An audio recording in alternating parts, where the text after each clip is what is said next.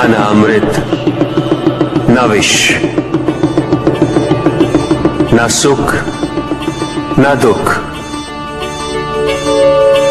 न स्वर्ग न नरक, वही परम आनंद है। उसी परम आनंद तक की यात्रा है तुम्हारी।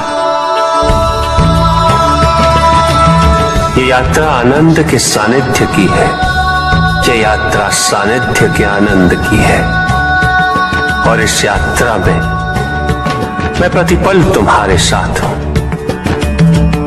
मुझे ढूंढो मत, केवल पहचानो तुम ही मैं हूं, मैं ही तुम।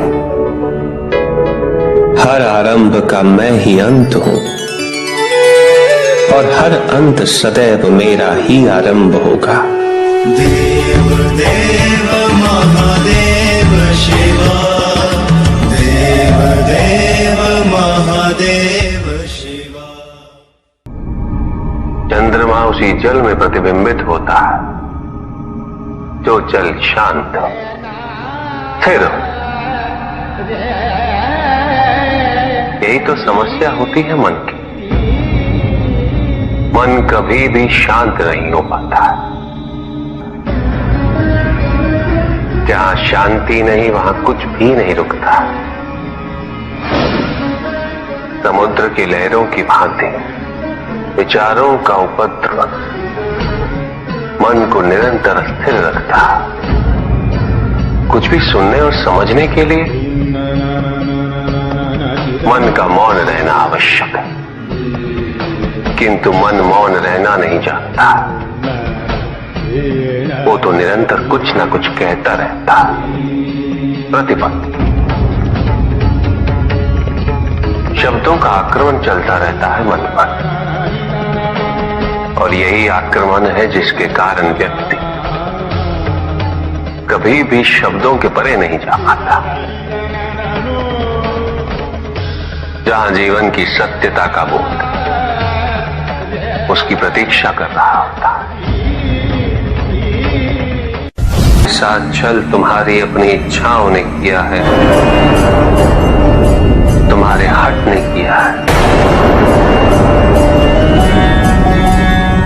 तुम्हारी अपनी सोच ने किया है। ये रहस्य नहीं कि प्रत्येक आत्मा मुक्ति की इच्छुक होती है। जो मरता है वो है पंचभूतों से निर्मित शरीर,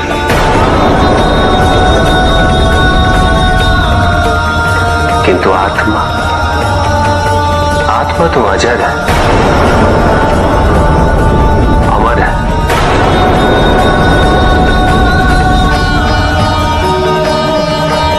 जिसकी यात्रा मोक्ष पर संपूर्ण होगी।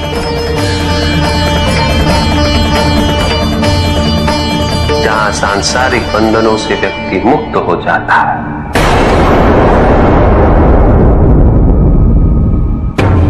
सारी इच्छाएं लुप्त हो जाती। किंतु तुमने तो कभी सत्य की खोज ही नहीं की। तुम तो सदैव उन तत्वों को ढूंढते रहे जो तुम्हारे अहंकार के पोषण हेतु आवश्यक थे।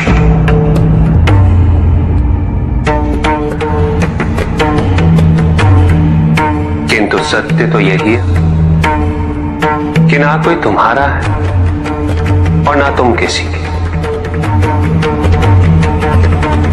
जो है वो परमात्मा का है, और जो नहीं वो भी परमात्मा का ही है। इस शरीर में तुम इस सत्य से अनभिज्ञ हो, किंतु इस शरीर के पूर्व तुम्हें इस सत्य का बोध था, और इस शरीर के पश्चात भी रहेगा। प्रश्न ये है कि क्या तुम इस सत्य को अभी स्वीकार करना चाहते हो? यदि करते हो तो परिवर्तन का मार्ग स्वतः प्रदर्शित हो जाएगा। आजीवन तुम प्रत्यक्ष को ही सत्य मानते रहे। परोक्ष सदैव महत्वहीन रहा। तुम्हारे पास यही अवसर है। भक्ति हेतु यदि कुछ अनिवार्य है तो केवल भक्ति ही।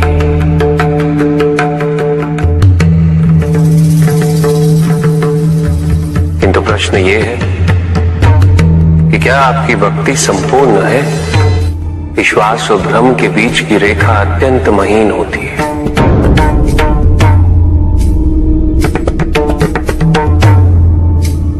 असंख्य व्यक्ति ये नहीं समझ पाता कि उनका विश्वास विश्वास है या भ्रम।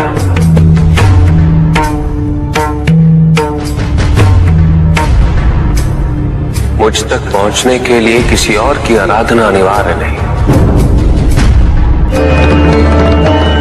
मेरे सच्चे भक्त तो मुझे किसी भी रूप में पूज सकते, किसी भी रूप में प्राप्त कर सकते। ओम नमः शिवाय। पुरुष और प्रकृति एक है,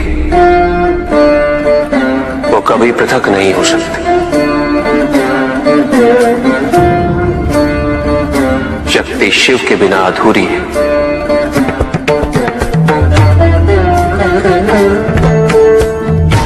और शिव तो शक्ति के बिना शव के समान है। शिव शक्ति पुरुष प्रकृति का संतुलन सदैव अनर्थकारी सिद्ध होगा। शरीर में यदि स्त्री तत्वों की ऊर्जा नहीं तो शरीर निर्जीव नहीं।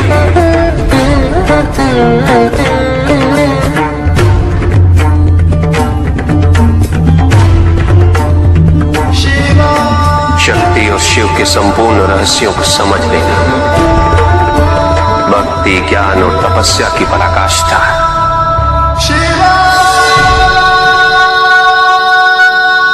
जब ज्ञान के लिए शब्द पर्याप्त बना, उदाहरण प्रस्तुत करना अनिवार्य हो जाता है। केवल आपके लिए ही नहीं, अपितु आपके माध्यम से समस्त संसार को शिव और शक्ति की संयुक्ता से पुनः अवगत कराना इस प्रसंग का उद्देश्य था। चुप। सत्य को जानने के लिए वन में जाना अनिवार्य नहीं है। अपने निजी, पारिवारिक और सामाजिक दायित्वों का परित्याग भी आवश्यक नहीं। सत्य तो सदैव हमारे साथ है, हमारे सामने, किंतु हम स्वयं धीरे धीरे उस पे अपने क्रोध, अपने अहम, भय, विचार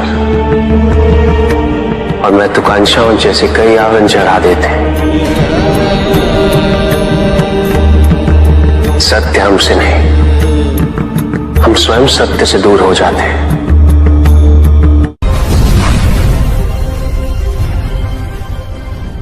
ज्ञान का भ्रम अज्ञानता का प्रथम लक्षण है। इस प्रकार भरे हुए पात्र में कुछ नहीं समाता, उसी प्रकार ज्ञान के अहंकार से भरे मन में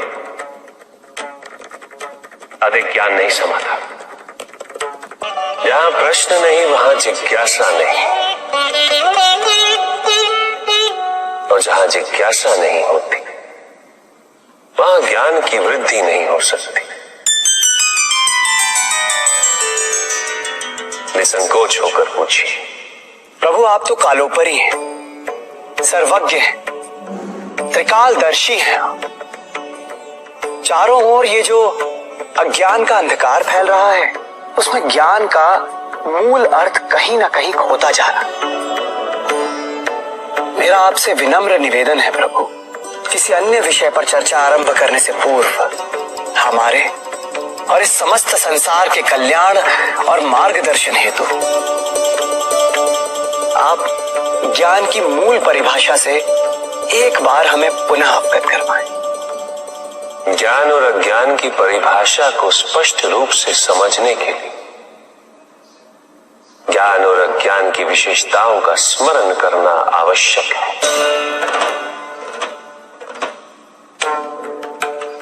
जिसके कारण स्वार्थ, विनाश, क्रूरता, अशांति और भय में वृद्धि हो, वह ज्ञान है। किंतु जो व्यक्ति को उदार, निर्भीक, सहनशील और विनम्र बनाए, वही ज्ञान है।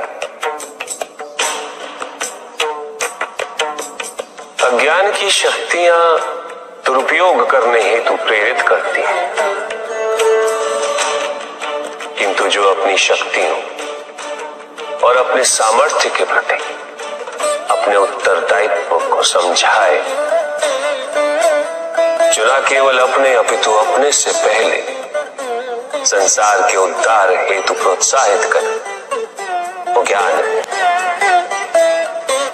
ज्ञान का मूल उद्देश्य ही परोपकार है, सृजन है। दूसरों की भावनाओं को समझना, उनका आदर करना, यही ज्ञान है।